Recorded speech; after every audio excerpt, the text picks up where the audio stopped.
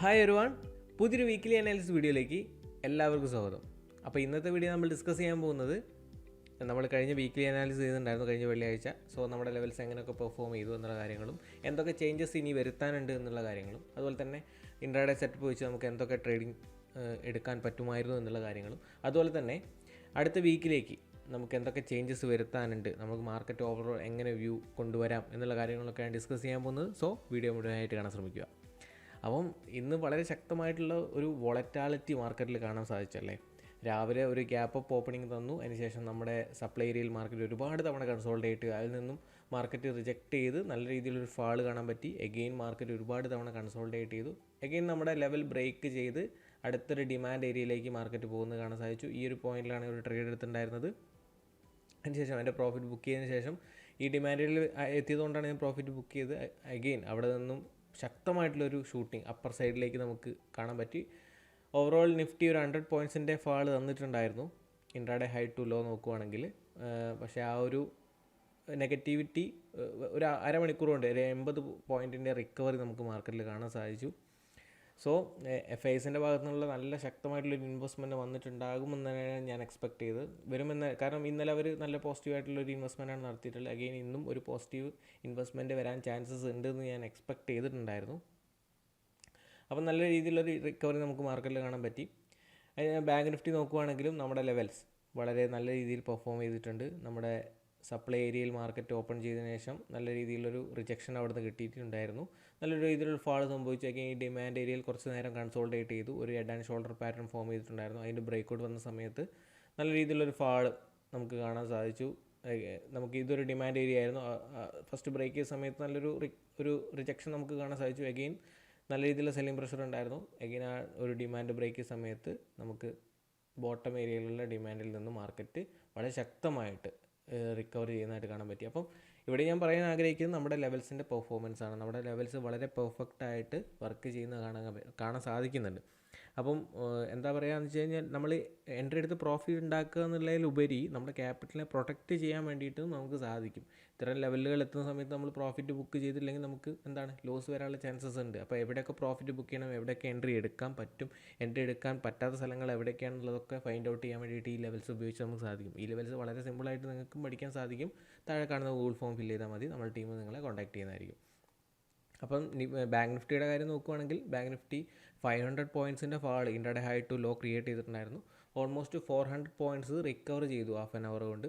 വളരെ നല്ല രീതിയിലൊരു വൊളറ്റാലിറ്റി ക്രിയേറ്റ് ചെയ്തിട്ടുണ്ട്.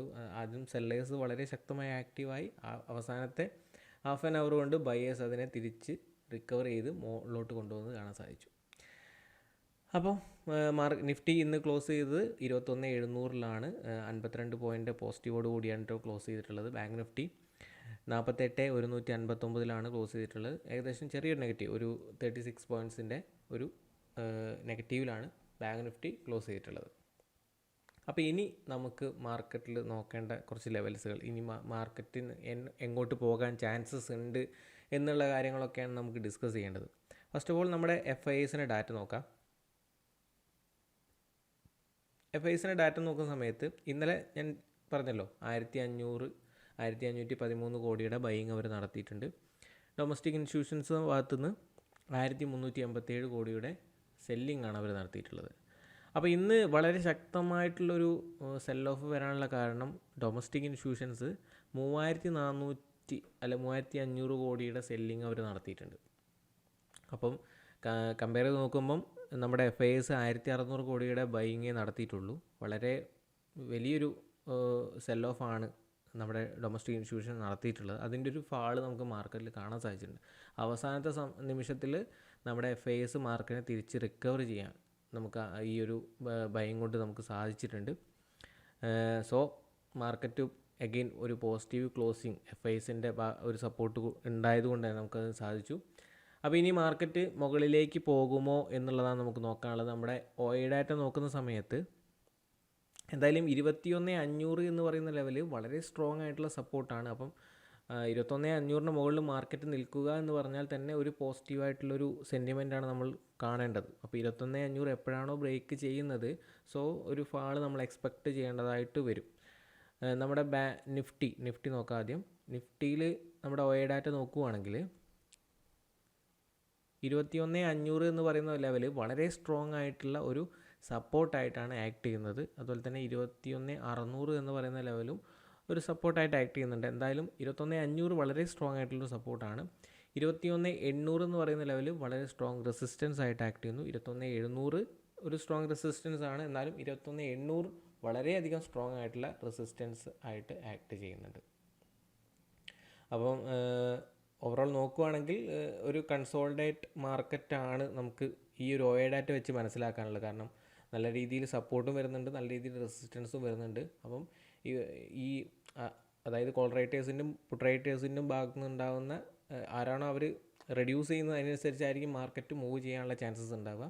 അപ്പം OA ഡാറ്റ നോക്കിയിട്ട് ട്രേഡ് ചെയ്യുകയാണെങ്കിൽ വളരെയധികം ഉപകാരപ്പെടുന്നതായിരിക്കും. നമ്മൾ എന്തായാലും ലെവൽസ് വെച്ചിട്ട് നമുക്ക് ഡിസ്കസ് ചെയ്യാം. അതുപോലെ തന്നെ ബാങ്ക് നിഫ്റ്റിയുടെ നോക്കുകയാണെങ്കിൽ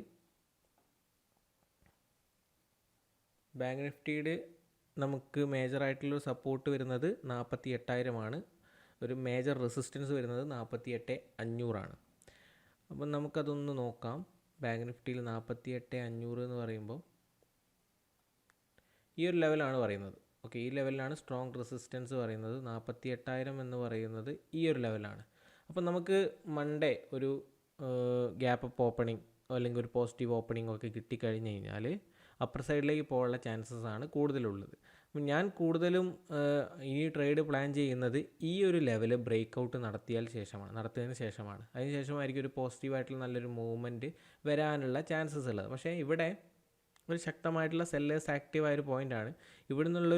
ഇവിടുന്ന് എന്തായാലും ഒരു റിവേഴ്സൽ എക്സ്പെക്റ്റ് ചെയ്യണം. പക്ഷേ നല്ല രീതിയിൽ കൺസോൾഡേറ്റ് ചെയ്തിട്ടാണ് ഒരു മൂവ്മെൻറ്റ് നടക്കുന്നതെങ്കിൽ ഈ ലെവൽ ബ്രേക്ക് ചെയ്യാനുള്ള ചാൻസസ് ഉണ്ട്.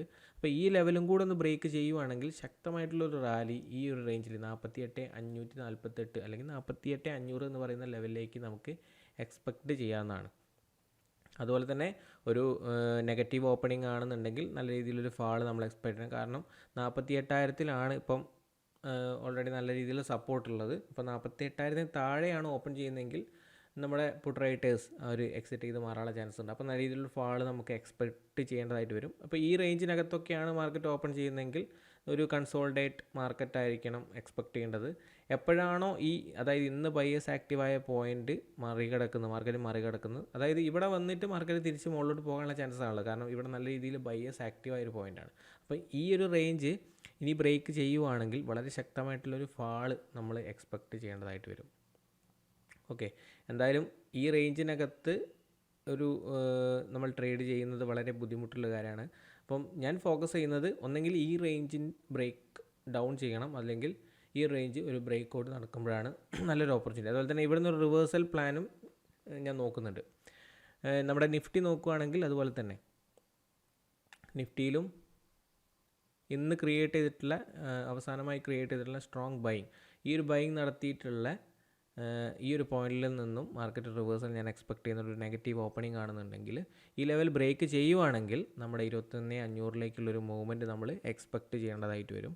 അതുപോലെ തന്നെ ഇത് വളരെ സ്ട്രോങ് സെല്ലേഴ്സ് ആക്റ്റീവായൊരു പോയിൻ്റാണ്. ഈ ലെവൽ ബ്രേക്ക് ചെയ്യുവാണെങ്കിൽ ശക്തമായിട്ടുള്ളൊരു അപ്പർ സൈഡിലേക്കുള്ളൊരു മൂവ്മെൻറ്റ് നമുക്ക് എക്സ്പെക്ട് ചെയ്യാം. ഈ ഒരു ലെവൽ വരെയുള്ളൊരു മൂവ്മെൻറ്റ് എക്സ്പെക്ട് ചെയ്യാം. 21,800 നെക്സ്റ്റ് സ്ട്രോങ് റെസിസ്റ്റൻസ് ആയിട്ട് ആക്ട് ചെയ്യുന്നത്.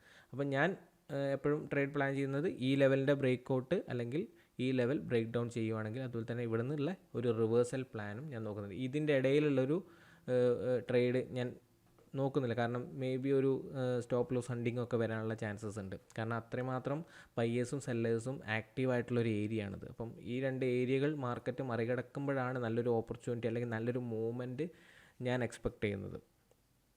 അപ്പോൾ ഇനി നമ്മുടെ ഓവറോൾ വീക്കിലി ക്യാൻഡിൽ നോക്കുകയാണെങ്കിൽ നമ്മൾ കഴിഞ്ഞ വീക്കിൽ ഡിസ്കസ് ചെയ്തിട്ടുള്ള ഒരു ട്രെൻഡ് ലൈൻ ആയിരുന്നു ഇത്.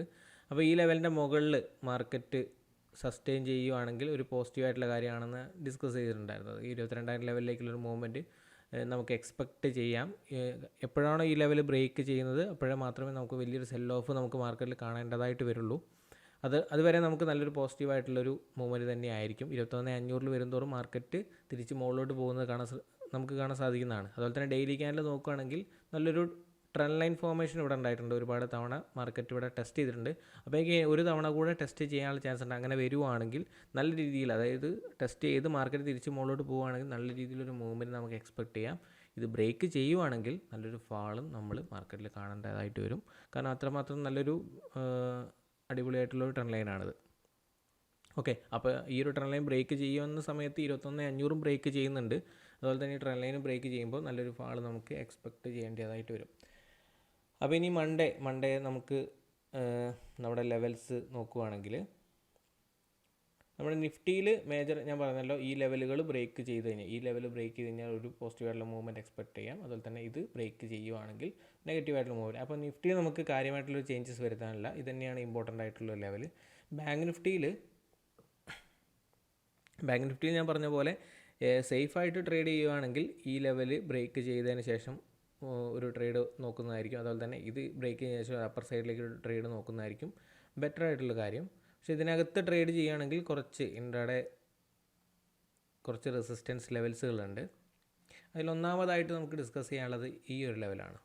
ഇത് നല്ല സെല്ലേഴ്സ് ആക്റ്റീവായിട്ടുള്ളൊരു പോയിൻ്റാണ്. അതുപോലെ തന്നെ ഈ ഒരു പോയിൻ്റ് നല്ലൊരു ബയേഴ്സ് ആക്റ്റീവായിട്ടുള്ളൊരു റേഞ്ച് കൂടിയാണ്. അപ്പോൾ ഈ രണ്ട് റേഞ്ചും നമുക്ക് നോക്കാം. ഓക്കെ, ഒരു സ്കാൽപ്പിംഗ് ഒക്കെ ചെയ്യാൻ പറ്റുന്നൊരു സ്പോട്ടാണിത്. ഈ ഒരു ലെവൽ ബ്രേക്ക് ചെയ്യുകയാണെങ്കിൽ ഇത് സ്കാൽപ്പിംഗ് ട്രേഡ് ഒക്കെ എടുക്കാൻ പറ്റുന്ന സ്പോട്ടാണ്. അപ്പം എന്തായാലും നല്ലൊരു കോൺഫിഡൻ്റ് ആയിട്ട് ട്രേഡ് എടുക്കാൻ പറ്റുന്ന എപ്പോഴും ഈ ഒരു ലെവൽ ബ്രേക്ക് ഡൗൺ ചെയ്യുവാണെങ്കിൽ നല്ലൊരു ട്രേഡ് പ്ലാൻ ചെയ്യുക. അതുപോലെ തന്നെ ഈ ഒരു ലെവൽ ബ്രേക്കൗട്ട് അപ്പർ സൈഡിലേക്ക് ബ്രേക്കൗട്ട് നടക്കുവാണെങ്കിൽ നല്ലൊരു ട്രേഡും പ്ലാൻ ചെയ്യാം. ഓക്കെ, അപ്പം ഇത്രയും കാര്യങ്ങളാണ് നമുക്ക് മൺഡേയിലേക്ക് ഡിസ്കസ് ചെയ്യാനുള്ളത്. ഓവറോൾ അടുത്ത വീക്കിലേക്ക് നോക്കുകയാണെങ്കിൽ പറഞ്ഞ മാതിരി 21,500 മുകളിൽ, അതായത് ഈ ലെവലിൻ്റെ മുകളിൽ മാർക്കറ്റ് സസ്റ്റെയിൻ ചെയ്യുകയാണെങ്കിൽ മുകളിലേക്ക്, അതായത് 22,000-ലേക്കുള്ളൊരു മൂവ്മെൻറ്റ് എക്സ്പെക്ട് ചെയ്യാം. ഒയ ഡാറ്റ പറയുന്നതും സ്ലൈറ്റ്ലി പോസിറ്റീവായിട്ടുള്ള കാര്യം തന്നെയാണ്. ഇപ്പം പുട്ട് റൈറ്റേഴ്സാണ് കൂടുതലും മാർക്കറ്റിൽ കാണുന്നത്. സോ നല്ലൊരു മൂവ്മെൻറ്റ് അടുത്ത വീക്ക് ഉണ്ടാവട്ടെ. മേ ബി ഒരു കൺസോളിഡേറ്റഡ് മാർക്കറ്റ് ആയിരിക്കാൻ ചാൻസസ് ഉണ്ട്, അല്ലെങ്കിൽ ഒരു പോസിറ്റീവായിട്ടുള്ളൊരു മാർക്കറ്റ് ആവട്ടെ എന്നാണ് ഞാൻ എക്സ്പെക്ട് ചെയ്യുന്നത്. സോ ഈ വീഡിയോ നിങ്ങൾക്ക് ഇഷ്ടമായെങ്കിൽ ലൈക്ക് ചെയ്യുക, സപ്പോർട്ട് ചെയ്യുക, മറ്റുള്ളവർക്ക് കൊണ്ട് ഷെയർ ചെയ്യാൻ വേണ്ടി ശ്രമിക്കുക. നമുക്ക് പുതിയ വീഡിയോയിൽ കാണാം. അതുവരേക്കും ബൈ.